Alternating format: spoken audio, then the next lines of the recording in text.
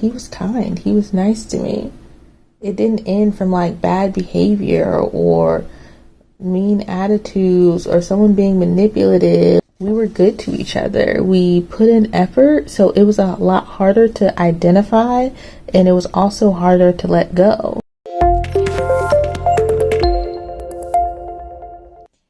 Hey, it's me back with another dating story. Because if there's one thing I'm gonna do, I'm gonna try.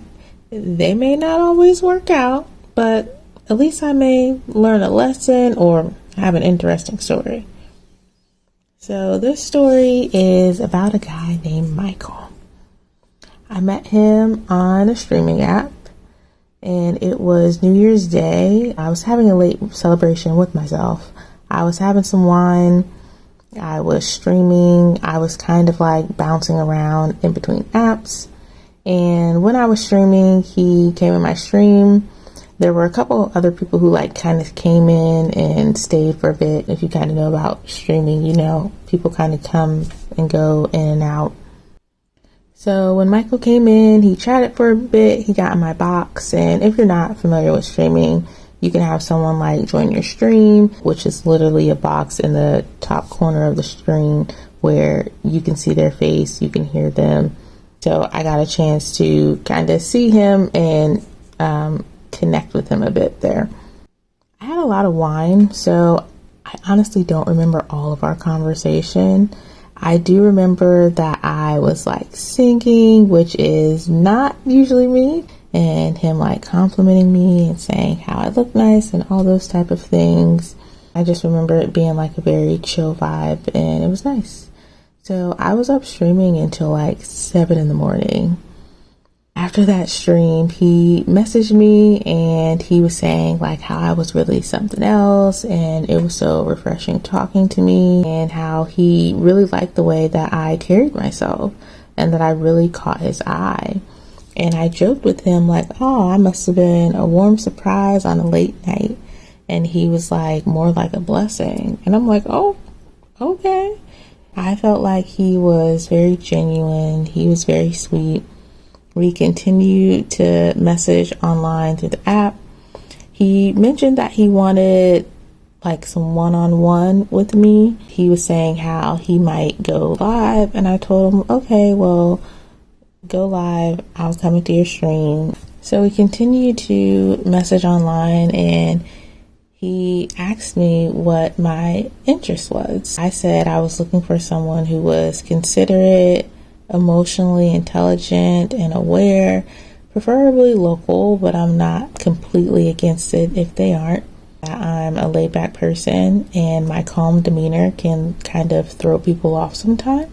So I want someone who is chill, but they can also have fun. And he really liked that I said emotionally intelligent and that I'm very calm. And he said that it was a little bit off-putting and mysterious, and he gave me the little heart eye emoji. So he gave me his number, and I was like, wow, okay, like I got the digits already from one stream. I'm that cool. And in that same sentence, I told him that I kind of forgot his name already. If you can't get the gist yet, I'm very honest. And he said how he only told me his nickname, which I still didn't remember. And he kind of just LOL'd. He said that, you know, I was a little bit cool, and he did the little shy face emoji. So I'm just kind of giving like context of how our conversation is, how I am like very open and honest with him, but at the same time very like joking and silly. I told him that exchanging numbers like made it real, and it made me feel nervous. He said something of like, love is taking a chance on getting to know someone. And I'm like, hello, because I am all for the corniness and the cuteness. And that just kind of ended up being our vibe for several days. We would say how we enjoyed like talking on stream with each other. Important pre-note though, weeks before I met Michael, I met this guy, and I would spend like 5 or 6 hours on the phone with this guy, and he ended up self-sabotaging it. But the point being that I didn't think that I would meet another guy back to back who was like also nice, who I talked with so much. So me and Michael, we would be on the phone for like 3-4 hours a day. Anyways, he was a teacher, but he was off that week due to a COVID scare. And I remember he was kind of going stir crazy, waiting at home on his negative test results. So we talked a lot about our past relationships, like our education and like our work. We messaged throughout the day. We talked on the phone almost every night. One of the first times we talked on the phone, he told me how when he first heard me talking in my stream, he thought I sounded like a white girl. I was like, oh, it's not gonna work. It's never worked with any man who has said that. But more importantly, I hear that so rare in my life now that I was just like, really? Keep that detail in mind. I'll come back to more on it later. But outside of that, the first time we talked on the phone, it was for about 4 hours. Sometimes I felt like we didn't match or like he didn't get me. Like I remember I was watching this show, Stay Close. It was like this crime show. I talked about it so much, he basically ended up watching it. And when he watched it, he was like, oh, it's a girl show. And I'm like, what does that even mean? So anyways, it was the beginning of the year and we continued talking quite a bit. Once I got off work, I would usually exercise and then I would talk on the phone to him. And he wasn't like pushy. He told me how often like he loved my voice, how happy I made him, and a lot of positive things like that. He was really very sweet. One of the things I felt like we really connected on the most was our previous relationships, because we were both with a lot of selfish people. And it was like, if I am thinking of him and he's thinking of himself, no one's thinking of me. That was the reality of like my previous relationships. For me and Michael, since we were so similar in our ways of both being like kind and caring, considerate, people pleasing type of people, we gave that to each other. That would usually come out in ways of like, one morning I sent him a good morning voice note and I like gave him like, you know, these words of encouragement. He was a teacher. He was subbing at a school and the people there was just, they was tripping. This bus driver tried to fight him for like literally no reason. After school, all the teachers are outside. The kids are let out of school. The bus driver said something. I think he told him like he was standing too close to the bus. I can't fully remember. And the guy literally like came off the bus to try to fight him. So that's when I sent him that voice note early in the morning. He was saying like how thoughtful it was and he felt like it was so kind, and like that was the type of stuff that he usually does for people. Like he's not used to people doing those type of things for him, and there didn't end up being any drama with the bus driver that day. So as we continued talking, his feelings, they were growing faster than mine. I was definitely interested in him. The interest was mutual. It was just that I felt like his feelings were stronger. We had other, you know, similarities too, of like we had both been single for over a year. So, you know, we continued to text and talk all the time, and he was really going through a lot. I don't really like to say people have bad luck, but something was always happening in his life. It was hard when something is new, as of like talking to a new person and getting to know them. You know, I really liked how initially we really felt like equals, like we were both there for each other, and these weren't things that he could control. So it's not like I blamed him, but I was still getting to know him and he was still getting to know me. A lot of energy was put into me comforting him. If he would have said like, this isn't a good time for me to be dating right now, I would have been like, okay, I fully understand. And it's not to say that he wasn't there for me. At this point, we were about 3 weeks in. On week 4, one of his closest friends and his grandmother died within like the same like week or so time frame. It was literally like back to back. A common reoccurrence in my life is I'm often like this giver, this advice person, helpful to people, and I honestly love being that. It got to a point where it felt unequal. I'm not even feeling like I'm getting to know him, and he needs to prioritize those things, and I want to be there for him. It's kind of making it difficult. But like I said, things really were going well, all things considered. And I felt like it wasn't really a good time to tell him how overwhelming things were kind of becoming. And I was overwhelmed by the amount that we were talking. Because at this point, we were talking on the phone about 3 or 4 hours a day, almost every day. And we were texting throughout the day. At that time, I was like, I'm just going to stay quiet and support him because I felt like he needed it. And I should also mention that this was long distance. You know, we still flirted too. Like, we still had a little bit of fun. So after a few more weeks, I did end up telling him that I wanted to dial back on the talking. I remember around that time, I felt like we may not be compatible, but I was like, he's nice. So I kind of brushed that feeling off. So going back a little bit, prior to me telling him how I wanted space from all the talking, important situation happened. So it was his grandmother's funeral or wake. I don't really know the correct term. But his family, like, they came down, and part of it was going to be at his house, like, afterwards. And I also remember that same week, like a day or two before the funeral, he got food poisoning. So he was still really sick, like throwing up all the time. The day of, I heard my phone like getting like a few messages in a row. It must be Michael, but that's weird because I know this is the night of his grandmother's funeral. When I go look at my phone, I have a message from him, and the messages are saying like, oh, I'll call you later. And I'm like, I didn't call you in the first place. And then I get another message and it says, sorry, I can't talk. I'm by my girl right now.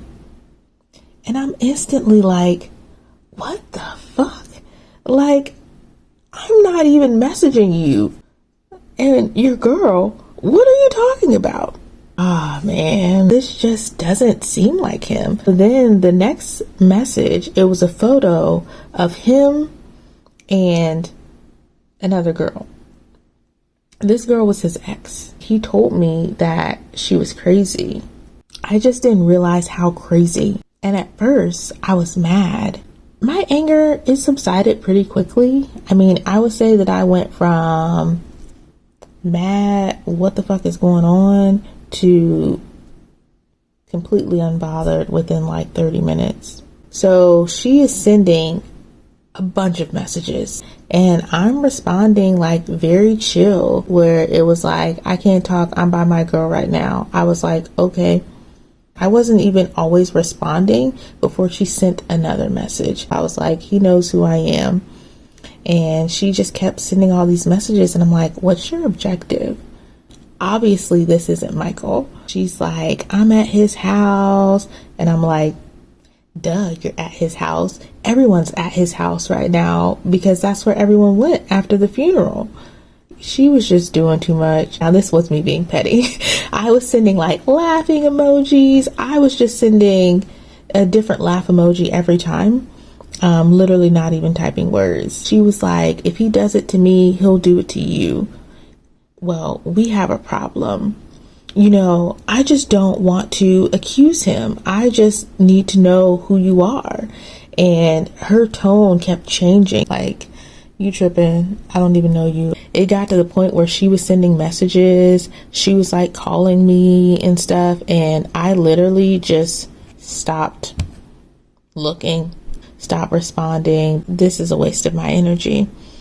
And that's when her tone changed. She was like, I'm crying. You're talking to my boyfriend. And this went on for like an hour, maybe a good hour and a half. Michael finally gets his phone. And mind you, he had food poisoning. What he ended up telling me was he was sick, but also it's a funeral. So, you're talking with family and people and everyone else. You're not exactly like holding your phone on you at every moment.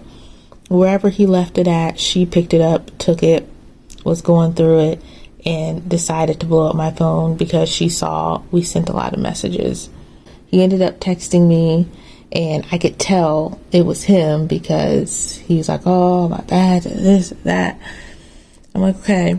When he realized that his ex had his phone, he like got into this argument with her, which reminded me that he actually told me a few days ago that his ex called him. She was saying like, oh, sorry about your grandmother passing and all this stuff.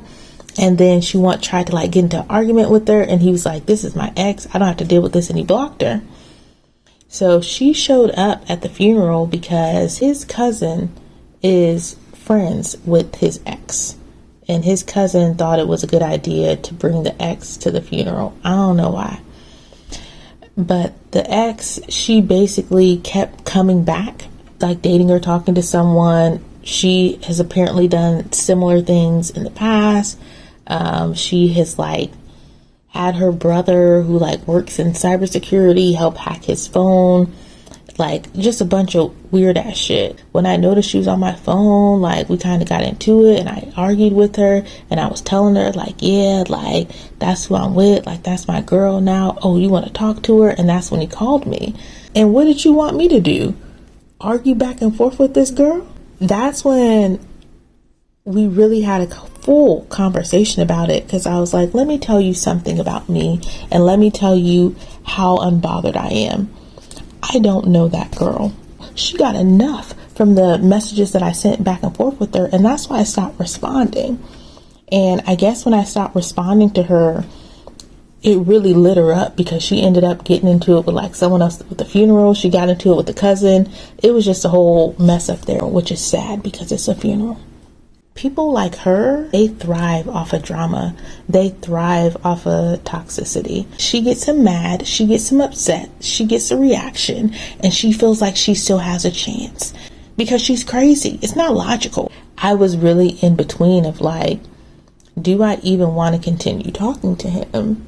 Even though it's not his fault, I was upset as his initial response because he was like, oh, well, you've never had like a crazy ex, so you don't get it. And at this point, I think we were about 5 weeks into talking, but he made it past the month marker. So this was really disappointing for this to come shortly after. He apologized. Block this girl and move on. And when she comes up, don't give her any energy. And I know that can be easier said than done. After all of this mess, I remember her sending me messages from her number and calling me from her number and being like, you can get someone back if you love them. Silence is the best answer. So that was almost a breaking point, but we worked through it. He was very apologetic. So all of this crazy stuff with the ex happened a week before I told him that I was overwhelmed with how much we had been talking. And obviously this event did not help. A few weeks later, we did finally end up meeting, and I felt like he cared, like he listened to me, he put in effort. When we met, it honestly went better than I expected. Initially, I felt like we were a little bit out of sync of like first when I picked him up from the airport and like trying to grab some food and all that stuff. But from there, I felt like it actually went really well. We were like running around the city. We were going out to eat. We went to like the museum and all these nice little spots. It was just really a really nice time. He was there for about 2 days. And usually I'd be kind of ready for people to get out my space because I like my space. So I was surprised, like, okay, you've been here for 2 days and I'm not ready to kick you out. Wow. When he was leaving, I really wanted to know if where I was at was working for him, because at this point we were about 2 months in, and when he was saying things like he was falling for me, I can't mirror that energy and say it back. I wanted to know if it was working for him. And he was telling me how when he said he was falling for me, he didn't mean like in love. He just meant he really liked me. And he felt like I was analyzing too hard. I was like, all right. I just kind of agreed to evaluate less and try to take things day by day. And he agreed to dial it back. We both stated how we exclusively only talk to each other. So about a week after he left town, I was having like a really bad day. Usually if I had a bad day and he would say, how are you doing? I would say like, oh, I'm okay. Like I'm fine. But that day I just was not here for it. And when he said, was I okay? I was like, no. He was like really concerned. He was worried. He kept texting me and calling me. I remember that night we ended up being on the phone for 9 hours, the longest time ever. That was actually the day that we got into a relationship. I used to feel like initially I was always like consoling him, but in that moment I felt like he was really there for me, and I was like, wow, he really cares. Things continued on well. I remember that he like sent a gift to my house with like all this like body lotion and stuff, and we really just both tried to be there for each other. I feel like about a month later, I started to feel kind of misunderstood. And I remember that there was something wrong with my tires. I was trying to find like a tire place to go to. I went to this place that I thought was going to work out. It was terrible service. It was kind of like one of those smaller tire shops. When I walked up to the people, they were just talking to each other. They didn't even acknowledge me. I waited like a little bit, and then I was like, hey, excuse me, are you guys taking people? He said something to me, went back to talking. And then I asked him another question, like, how long will it be? He answered and went back to talking to the other person. I went and sat in the car for like maybe 5 minutes, and I was like, nah, I'm leaving. This place is not it. I remember telling him how I was irritated because I was like, they have horrible business. Like, they just didn't even care. And he was like, newsflash, most places don't actually care. I felt so irritated when he did that. And I was like, yeah, most places probably don't care. But guess what? It's a business. And if I'm coming here for a service and spending my money, that's exactly what I'm going to need is service. So the fact that I had to explain that to him made me a little irritated. We would kind of have some moments like that. He would understand one moment and not understand the next. And he's like, oh, well, do you need some money? Like, I can get it for you. And I was like, no, I'm fine. So he would do those sweet things. It was kind of like twofold. Going back to like even how he would say, like, I talk like a white girl. He literally told me a story of how people used to say that to him, of that he talked like a white guy and how he didn't like it. And it would feel kind of contradicting because to say that I talk like a white girl, but then to also say that you love my voice, those things don't align. But when I told him that I felt like he didn't understand me, he was concerned. He cared. He wanted to understand me. The unfortunate reality, though, is from those type of scenarios and situations happening, it got to a point where I just didn't want to talk about certain things with him. And he still had a lot of things always going on in his life. More than a week could barely go by without something happening. And I'm just going to list some to just give you like an example. So he was at like a barbecue with his family. One of his family members' wife or something fell. He like caught her. He hurt his back. His neighbor, he was helping him carry a stove, and then the neighbor like dropped the weight. During the time of us talking, which was for about 4 months, I believe he had about 5 people pass, like his grandmother, his uncle that was like a father to him, his other uncle, a friend, and then like another friend. I think prior to me meeting him, like his aunt passed away, which is a lot of people in a small time frame. He had food poisoning twice. The thing with his job and the bus driver and almost getting into a fight. There's some other stuff with this job and like this crazy ultimatum thing, and the thing with like teaching and the time around COVID. There was a separate instance where he pulled a muscle somehow, and it was at a point where he literally could barely walk, and when he was trying to drive, he couldn't drive and he had to go to the hospital. So just to kind of give you the idea that there was a lot of things. By his second visit, things were really up and down.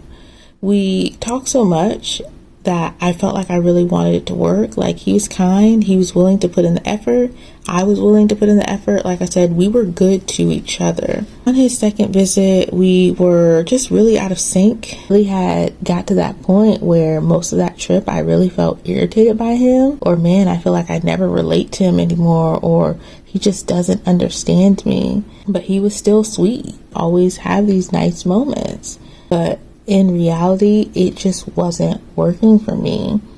And I knew it wasn't mutual, which made it harder. Once he left town, I ordered this gift for him and sent it to his house. But we really started to talk less.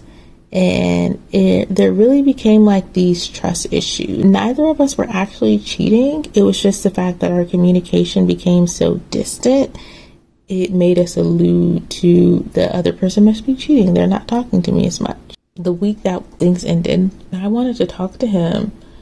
I remember that he had food poisoning, and I waited a few days because I was holding on these feelings. And then I felt like I was about to burst. Him being really not the best time. You telling me I'm sick, I have food poisoning. I felt like I was tired and I was sleepy and I could barely stay up and pay attention. And I was like, I don't know when is ever a good moment for me to share my thoughts, because you always have something going on. I can't ever say how I feel. And it literally got to a point at the end where I was just really anxious. I was constantly analyzing. I was literally having insomnia and I could not sleep. And I remember on that conversation, I just wanted to tell him how I felt. And he was like, well, let me know what you want to do. If you want to stay or if you want to go. I wasn't even thinking of breaking up. He was just so nonchalant with it. And part of that could have been because of food poisoning and other things I'll kind of go into later. But I really just kind of wanted to get him to talk and share more. So I tried to switch things up a couple of days after that conversation, and we were really stuck in this how are you daily rut where we just kind of talked about our day all day.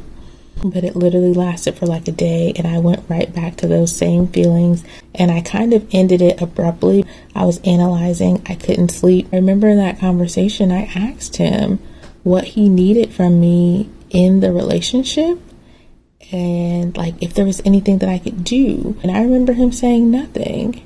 I felt like I kind of had to pull it out of him saying I worried too much. For me, I am a high communicator. I felt like I held it back. That ended up becoming over-analyzing. A couple of days after ending things, I ended up leaving him this voice note and kind of explaining myself more, because like I said, it was kind of abrupt when it ended.